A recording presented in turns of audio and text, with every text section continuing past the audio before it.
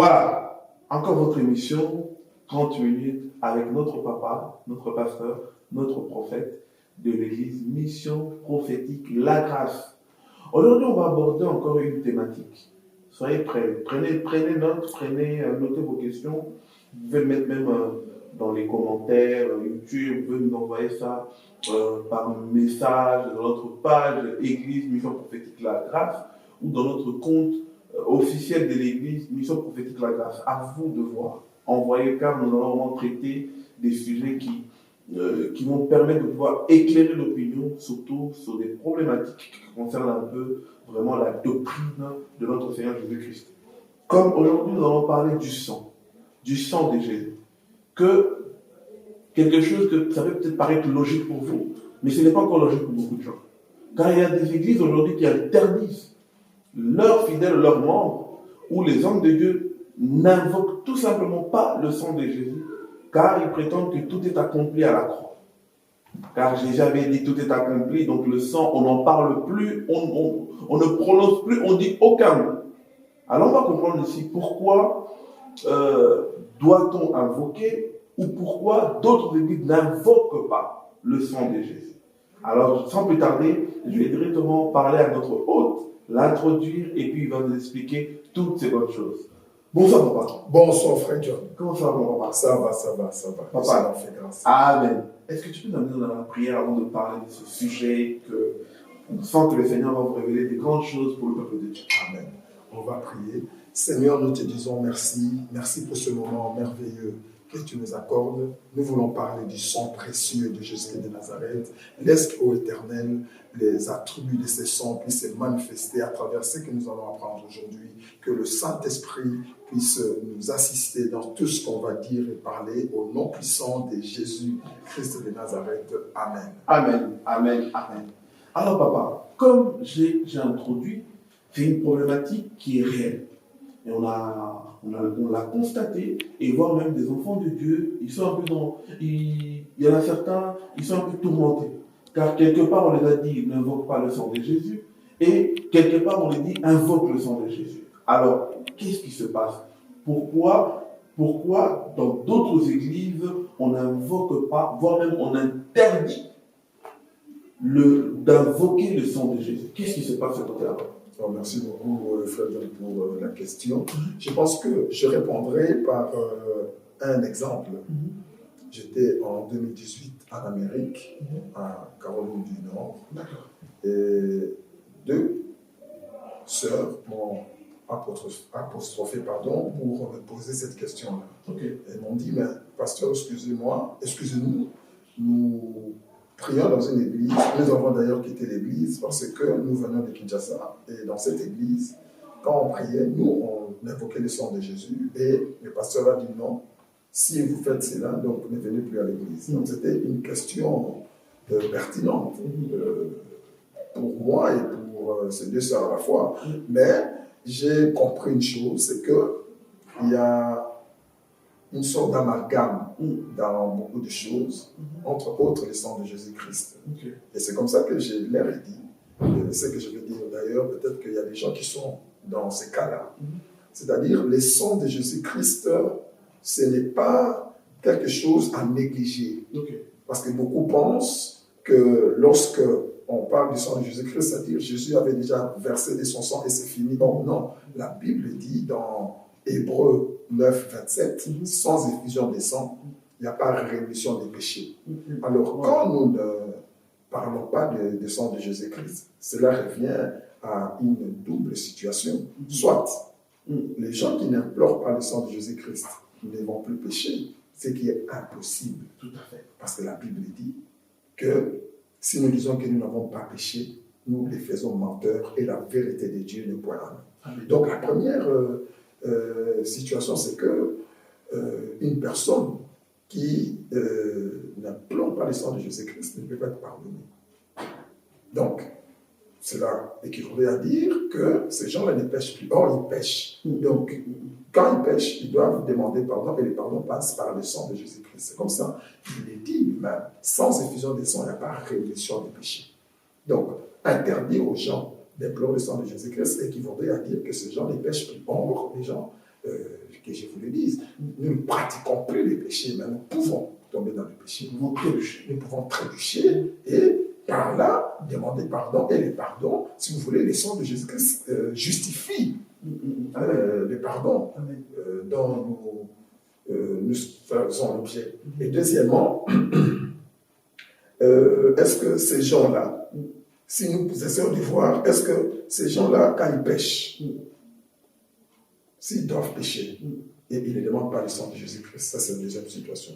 C'est là qu'il faudrait dire que ces gens sont éternellement dans les péchés et Dieu ne les écoute pas et ils sont privés de la gloire de Dieu. Donc en étant pécheurs sans pardon de Dieu, vous imaginez quel sera l'état de l'homme. Donc ce sont là les deux hypothèses qu'il faut essayer d'exploiter. Donc moi je me dis, c'est comme j'ai dit à ces deux sœurs-là, le sang de Jésus-Christ est très important, surtout dans le cadre de la rémission de nos péchés. Nous devons passer par le sang de Jésus-Christ parce que nous sommes sur cette terre où nous pouvons trébucher, demander pardon, scellés par le sang de Jésus-Christ. Et éventuellement, si nous disons que nous n'avons pas besoin de ça, c'est que nous allons réellement être dans les péchés. Amen. Et papa, et nous voyons de l'autre côté aussi, le sang de Jésus dérange les satanistes. Le sang de Jésus dérange le monde des ténèbres. Peut-être beaucoup de gens par ignorance ne savent pas quelle est la puissance qui se cache derrière le sang de Jésus. Explique-nous d'abord pourquoi le sang de Jésus dérange les satanistes. Alors ça c'est une très bonne question. Moi je crois que il faut simplement comprendre que une personne qui vous dit il ne faut pas utiliser le sang de Jésus-Christ doit être quelqu'un qui sait que le sang de Jésus-Christ les dérange. Pourquoi? Parce que si nous lisons Apocalypse 12, 11, la Bible dit ils l'ont vaincu à cause du sang. Et c'est les sons, c'est-à-dire, c'est comme aujourd'hui, Foreman, si vous l'amenez à Kinshasa, il y a simplement une idée en tête, c'est le combat de 74 qu'il avait perdu face à Ali. Donc, les diables, il y a quelque chose qui lui fait peur, c'est le sang qu'il a vaincu. Le sang de Jésus-Christ, c'est un mystère. C'est-à-dire, quand il voit ça, c'est-à-dire, il se rabat. Vous voyez? Alors, il ne peut pas vouloir que ces acolytes puissent en parler. Donc, ça les dérange parce que ça rappelle au diable les lieux et les circonstances et les péripéties de sa chute. Yes. Donc, il ne peut pas aimer. C'est comme je vous ai dit.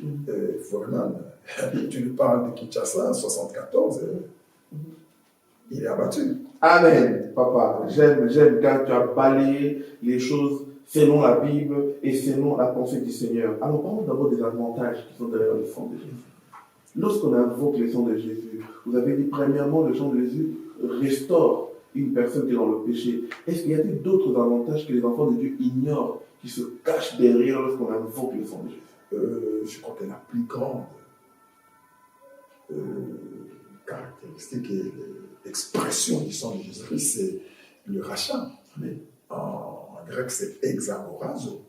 C'est-à-dire, ça veut dire exa. Vous voyez, ex et agora. Agora, il y a une galerie ici que vous appelez agora. Et en grec, agora, c'est marché. Ex, c'est en dehors du marché. C'est-à-dire, par le sang de Jésus-Christ, Jésus-Christ nous a fait sortir du marché où on vendait des péchés, des malheurs, des maladies, des possessions. C'est-à-dire, on nous vendait. Et il a versé de son sang, c'est-à-dire qu'il nous a rachetés. C'est ça les agorazos. C'est-à-dire, nous ne sommes plus vendus, nous ne sommes plus étalés pour la vente. Il nous a rachetés, il nous a fait sortir. C'est ça, exagorazo. Ça, c'est la première expression du sang de Jésus-Christ. C'est-à-dire, c'est des rachats, ça nous rachète. Et plus loin, on peut voir aussi le sang de Jésus-Christ. La Bible dit, c'est par ses meurtrissures que nous sommes guéris. Amen. Le sang de Jésus-Christ apporte la guérison. Yes. Moi, par la grâce du Seigneur, je parle du moi, mais le Seigneur nous a fait grâce. Il y a même des gens, j'ai vu des gens être guéris du cancer. Vous priez, mais la guérison ne venait pas. Mais quand vous implorez le sang, par le meurtrissure de Jésus-Christ, que la personne était guérie, on a vu des guérisons. Donc, c'est le sang de la guérison, c'est le sang de la victoire. Apocalypse 12, 11. Quand il y a des combats, on fait certaines délivrances, on prie, vous voyez les démons résister, mais quand vous implorez le sang de Jésus-Christ de Nazareth, eh bien, vous allez voir, ils sont indépendables et les personnes sont délivrées. Donc, ce sont là les trois grandes expressions du sang de Jésus-Christ dans la vie de l'être humain. Amen. Papa, j'entends la voix d'une personne dire que, mais pourquoi le nom de Jésus seulement ne suffit pas? Parce qu'on nous dit qu'il faut dire au nom de Jésus, mais le pasteur martèle sur le sang. Explique-nous un peu cette nuance pour que les gens puissent comprendre, en fait, c'est clair dans le... Est-ce que le nom de Jésus ne suffit pas? Quelle est cette nuance entre le nom de Jésus et le sang de Jésus? Merci beaucoup, c'est très important. En fait, je peux revenir dans Matthieu 7. La Bible dit demander, on vous donnera, frapper, on vous ouvrira. Celui qui cherche trouve. Dans les cheminements de l'œuvre de Dieu ou de la prière d'une personne, il y a des circonstances qui font que nous utilisons le nom de Jésus-Christ. Et il y a des cas aussi où, après avoir utilisé le nom de Jésus-Christ, vous scellez les choses par le sang de Jésus-Christ. Mais c'est, en quelque sorte, ce sont les attributs d'une même personne. Les noms et les sangs. C'est les noms et les sangs d'une même personne. Là où les sangs n'a pas pu faire quelque chose, c'est le nom qui agit. C'est comme ça que, si vous regardez dans le livre des rois, quand le roi Élisée, on dit, c'est lui qui va échapper à l'épée d'Élisée, Jéhu les frappera. Donc, c'est-à-dire, le sang de Jésus-Christ et le nom de Jésus-Christ, c'est presque la même chose, mais là où l'un fait l'affaire, l'autre conclut.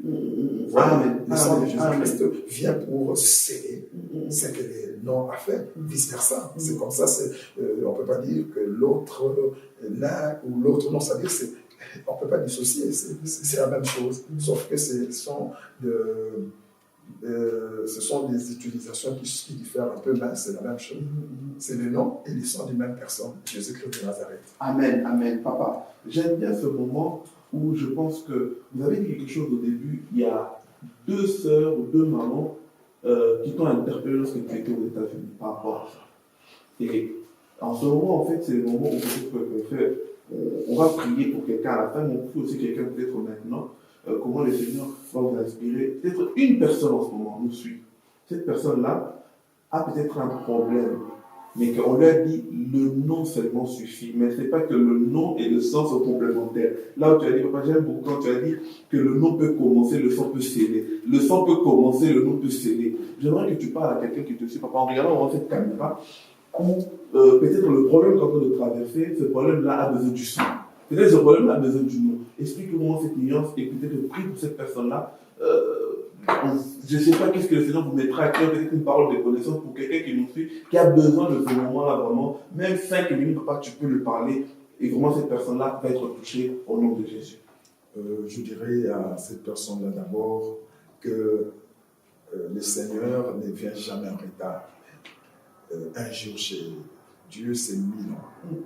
Et 1000 ans, c'est un jour. C'est-à-dire les choses que Dieu, les choses que les hommes peuvent faire pour durer qu'un jour, Dieu peut le rallonger à plusieurs temps. Et les choses que les hommes, pour faire, peuvent mettre 1000 ans, Dieu peut le faire en un seul jour. Amen. Et c'est que tu as mis peut-être 5 ou 6 ans, 10 ans d'attente pour ta guérison, ta délivrance, le Seigneur peut aujourd'hui t'amener, raccourcir tout ce temps-là par la journée seulement d'aujourd'hui. Il suffit que tu croies. Tu crois en quoi? Tu crois en Jésus-Christ de Nazareth. Amen. Et quand tu crois en lui, il vient. Il n'y a pas que lui. Il vient. Ça vient avec tous ses attributs. Il y a le sang et le nom qui est là.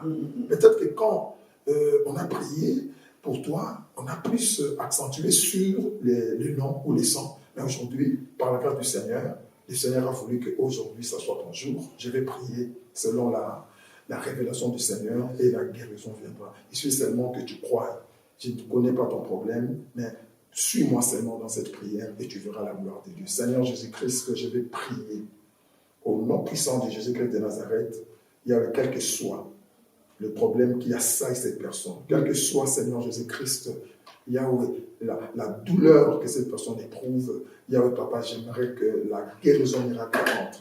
Yahweh, tu as dit, tu ôteras le fardeau, l'onction qui brise les jougs, le sang de la victoire, le sang qui a resté Jésus d'entre les morts. Je déclare que ce sang puisse Yahweh apporter guérison pour ceux et celles qui ont des maladies, parce que ta parole disait par tes maîtres sûrs qu'ils ont été guéris au nom puissant de Jésus-Christ. Il y a ceux et celles qui ont des problèmes, des possessions démoniaques, il y a des réclamations maléfiques. Oh, j'implore les sons de la victoire. Apocalypse 12, 11.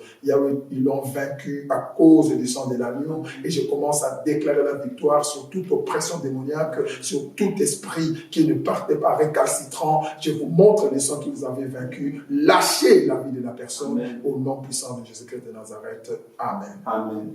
Que le Seigneur vous bénisse. Amen. Amen. Amen. En tout cas, l'émission d'aujourd'hui était directe, elle était claire. On est là pour un thème bien précis qui est parler du sang. Alors j'espère que tu es en train de capter le message essentiel.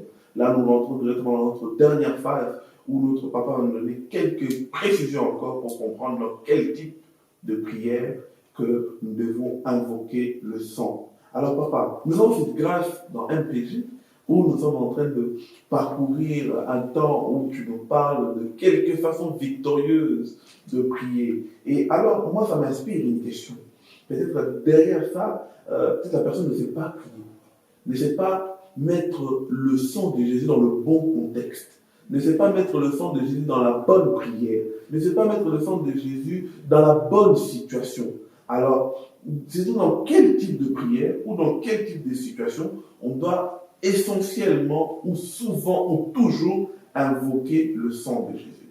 Merci beaucoup. C'est une question très, très, très délicate et vaste, mais par la mesure du possible, on va essayer, par la grâce du Seigneur, d'y répondre. Je pense que le sang de Jésus-Christ peut aller dans tous les cas que nous pouvons éprouver, mais je vais vous citer quelques cas. Je sais que la liste n'est pas exhaustive, donc n'est pas limitée. Par exemple, quelqu'un qui a péché. Quelqu'un qui croupit sur les ploies. Vit dans le remords total. Dans le remords total. Parce que ça, c'est le diable. Le diable aime que lorsque nous péchons, on se dise Dieu ne va pas nous pardonner, que Dieu ne va pas. De toute façon, c'est fini. C'est ça même dans l'Ancien Testament. C'est pour cela même que Dieu s'est dit non, moi-même, je vais quitter le trône pour venir parce que les holocaustes n'ont pas pu. Oui, les holocaustes ne suffisaient pas. C'est-à-dire les sangs de bouc, ça ne suffisait pas. Il fallait que lui-même vienne nous rassurer. Amen. C'est-à-dire pour les cas surtout des péchés, quand on a des remords, quand on implore le sang de Jésus-Christ, vous sentez vraiment qu'il a dit ce ne sont pas les sangs des boucs, ni des bêtes, mais c'est les sangs de Jésus qui ôtent les péchés du monde. Ça ne couvre pas, mais ça ôte. Vous allez voir quelqu'un qui prie, qui demande pardon, en implorant le sang de Jésus-Christ, il sent que le péché est ôté. Même nous qui sommes serviteurs de Dieu, on ne peut pas dire que ça nous arrive aussi peut-être d'être trébucher par des paroles ou par la colère. Mais quand vous priez, vous implorez le sang, vous sentez vraiment que le péché est ôté. Vraiment, surtout pour le pardon, le sang de Jésus-Christ est très fort et très puissant. Pourquoi? Parce que ça enlève, parce que les sons qui ôtent les péchés du monde, c'est-à-dire ça enlève la culpabilité, ça justifie. Vous voyez? Le poids qu'on a part, et le sang vous justifie. Ça, c'est vraiment le premier cas pour lequel, en tout cas, moi, je ne vois pas ne pas prier pour le sang de Jésus-Christ. Je ne me vois pas implorer le sang de Jésus-Christ. Si je ne le fais pas, je fais quoi? Je demande pardon, oui. Mais le sang justifie, le sang ôte les péchés du monde. Vous voyez, Ésaïe 59, la Bible dit, ma main n'est pas corporée, mes oreilles ne sont pas dures pour entendre, ce sont vos péchés qui me demeurent entre toi et moi. On demande pardon pour les péchés, mais le sang maintenant ne fait pas ôte ces péchés-là. Yes, amen. enlève la culpabilité, enlève la trace. Donc, vous allez voir, vous êtes justifié. C'est le sang de la justification. C'est pour ça que parfois on peut voir des chrétiens qui prient, mais ils vivent toujours avec ce poids-là, mais c'est parce qu'ils n'ont pas encore découvert la puissance du sang. Ils n'ont pas découvert le merveilleux secret du sang de Jésus-Christ. Amen, amen, amen. C'est une facette très, très, très riche. C'est le sang qui ôte le péché du monde. Et la deuxième chose, c'est le sang du rachat. Comme je vous ai dit, par exemple, il y a certaines personnes qui ont des remords aussi par rapport à certaines choses. Parce qu'à l'époque de la loi, il y avait une offrande qu'on appelait offrande de culpabilité. Ok. Il fallait, après avoir péché, amener même avec vous une brebis, un bouc, pour dire c'est l'offrande de culpabilité. Il y a aussi l'offrande du rachat. C'est-à-dire, je rachète mes péchés, je rachète. Mais non, avec le sang de Jésus-Christ, on n'a pas besoin de tout ça. Et directement, c'est-à-dire, le sang vous rachète, le sang vous purifie. Donc, la deuxième chose, c'est le sang qui, en fait, nous enlève, nous délivre. Parce qu'il y a certaines personnes qui sont liées, parce qu'il y a aussi les alliances des sangs. Il y a aussi les liens des sangs. Tout à fait. Vous voyez, tout à fait. Vous ne chassez pas les liens des sangs. Amen. Vous ne les chassez pas. Amen, amen. Vous voyez, vous les portez par le sang de Jésus-Christ. Par exemple, quelqu'un qui a fait des alliances, ils se sont dit, on ne va pas, toi et moi, c'est pour la vie. Ils se font de l'alliance des sangs. C'est une alliance des sangs. Et là, les sangs vont crier. Parce que la Bible dit l'âme de toute chair est dans les sangs. Voilà pourquoi Dieu a aussi voulu sauver l'homme par les sangs. Par le sang. Amen. Yes. Vous voyez? Donc seul le sang peut sauver le sang. Amen. C'est ça. Amen. Merci papa. Dans ce cadre. Merci pour cette il y a aussi un autre, révélation. il y a aussi un autre cadre. C'est, comme je l'ai dit, c'est aussi pour la guérison. Il y a certaines maladies. Vous chassez, les démons vous imposez les mains, la guérison est là. Mais il y a certaines choses, certaines, vous allez vraiment voir que vous implorez le sang et ce sont par les meurtrissures de Jésus-Christ. Ces meurtrissures-là feront que le sang de Jésus guérisse la personne. Car j'ai un témoignage, je pense que un jour, frère John, comme tu as ta caméra, je sais qu'il y a des gens à l'église, il y a une maman qui avait des cancers, les médecins disaient que c'est fini, c'était fini pour la maman. On a prié, ça n'allait pas. Mais lorsqu'on a imploré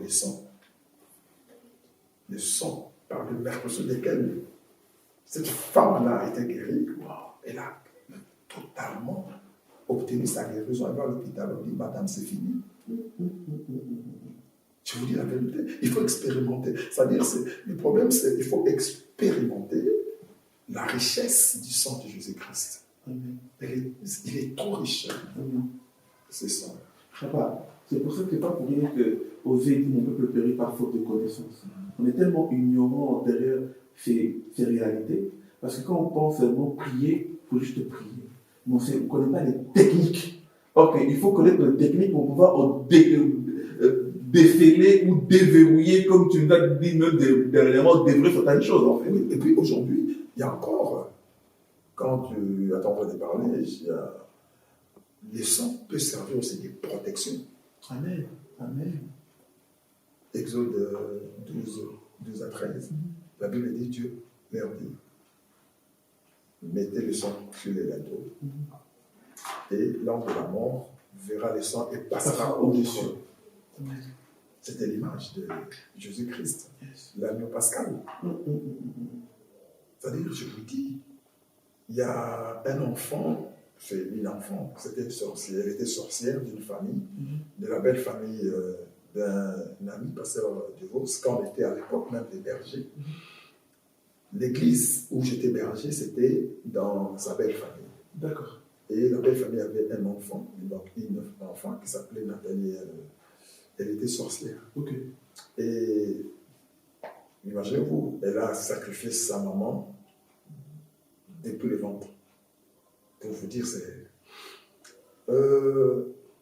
on priait, elle était là, mais elle a dit, on m'avait donné la mission de tuer le pasteur Joël, mais chaque fois qu'on venait, on voyait le sang de Jésus-Christ sur lui. On voyait un sang, mais on ne pouvait pas s'en approcher, il y avait le sang.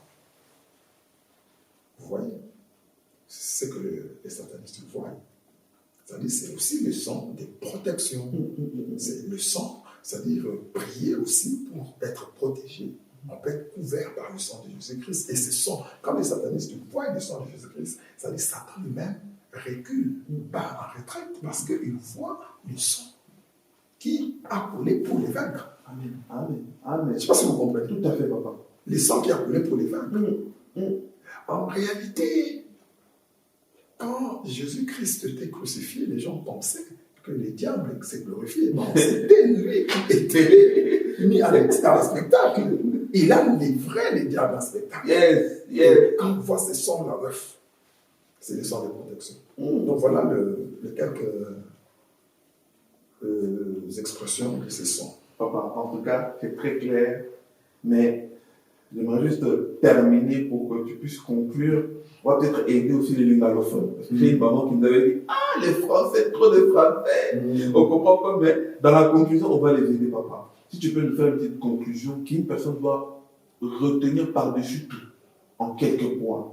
Qu'est-ce que ça peut, quelles sont les choses, les clés que les personnes peuvent retenir, peut-être le faire en 2 langues, pour que cette maman, ce papa qui nous suit puisse comprendre, vraiment en regardant la caméra directement, pour qu'il puisse vraiment te capter directement l'essentiel et que nous allons terminer par là. Il y a un mot, il y a makila ya Yesu Christo ezali na eza ya kolekebele que ce que tu le dis tout temps gato manola moko eza mwa pasi na ya liboso sengeli koyeba eza makila oyo memaka lobiko. Donc ata malade eza ndenge parce que ça ba bokono mususu boko bondela bozomona lobiko ezoya te. Maintenant bo beleli makila ya Yesu Christo po mema lobiko omona mbala moko lobiko ye pona nini Bible lobi ezali na mapipi to bapota ya Yesu Kristo neto bikisami. Donc lobiko ezoya sima makila pe ya lobiko. Dès que na lobi lisusu que ye moko nzamba zoloba bomo ya moto ezala kacha makila. Yango esengele ka makila po ebikisa makila. Amen. Yango na pesa ki ndakisa ya ndeko mwasi oyo mama azali mpe l'église awa azali kobela cancer tobondeli mais ntango tobeleli makila Yesu Kristo nde lero wana lobiko ekotaki kati na ye. Donc ya yango ezala yango ya mibale tokoloba mpe eza makila oyo ya kobatelama. Yango totali même na bana Israël na Égypte, Bible lobi nzambe abi na Moïse yebisa bango bazwa makila ya pate batya liboso ya bandako na bango ntango moi j'ai oyo mobomi akoleka soki amoni makila akokota te. Donc makila wana ezalaki nde elembo ya makila Yesu Kristo koloba ke makila wana ekoki mpe kobatela. Amen. Donc ata monguna ye ndenge nini akoki kobatela. Donc akokota na ndako na oyo ya yo te mpo makila na Yesu Kristo eza kobatela. Na bakisi so eloko mosusu eza makila mpe oyo egangaka vengeance. Soki moto alingi asala eloko moko mabe contre makila wana ekoki koganga mpe vengeance. Et tolobi lisusu keza makila oyo eyebaka kopetola biso epesaka biso elonga na bitumba. Totali yango na Apocalypse 12:11 oyo elobi balongaki satana na nzela ya makila ya Yesu Kristo. Yango moni ntango bitumba mosusu ezali il faut kobelela makila na Yesu Kristo. Satana azomona eza eloko oyo esopanaki mpe elonga ngai. Yango nalobaki boye ke makila surtout ntango esopanaki même ntango azalaki na ekulusu bato bakanisaki ke satana azolonga nzoka nde ezalaki satana ndenge ezalaki kozala livre spectacle abangaka makila wana koleka nyonso na banza yango wana mpenza ya motuya oyo nalingaki topartage na bino bandeko na ngai. Amen. Merci papa. Que Dieu te bénisse, papa. Merci. En tout cas, on revient, comme on a pris le rendez-vous, on va essayer de le respecter. Chaque jeudi à 20h, votre émission avec notre papa, notre pasteur, notre prophète de l'église MPJ. Alors abonne-toi. J'aimerais que tu t'abonnes. Parce que si tu veux recevoir des notifications, tu dois t'abonner. Il y a vraiment l'onglet juste en dessous de la vidéo là. Quand tu regardes à ta droite, il y a abonné, tu cliques sur notification. Moi, une petite cloche là, tu cliques là-dessus. Comme ça, donc, na répétition na lingala, comme ça, il y a quand même. Donc, c'est quoi, rouge, on a commis abonné. Niata, wana, au fini, wana, cloche, wana, au fini, comme ça. On raté sur ma TAT, on raté sur ma émission T. Il y a Pasteur Joël. Il y a Papa David. Si tu veux écouter notre papa, notre prophète de mission prophétique, la grâce, abonne-toi, car c'est là et le seul endroit, pas ailleurs, où tu vas suivre notre prophète Joël Saint-Louis chaque semaine.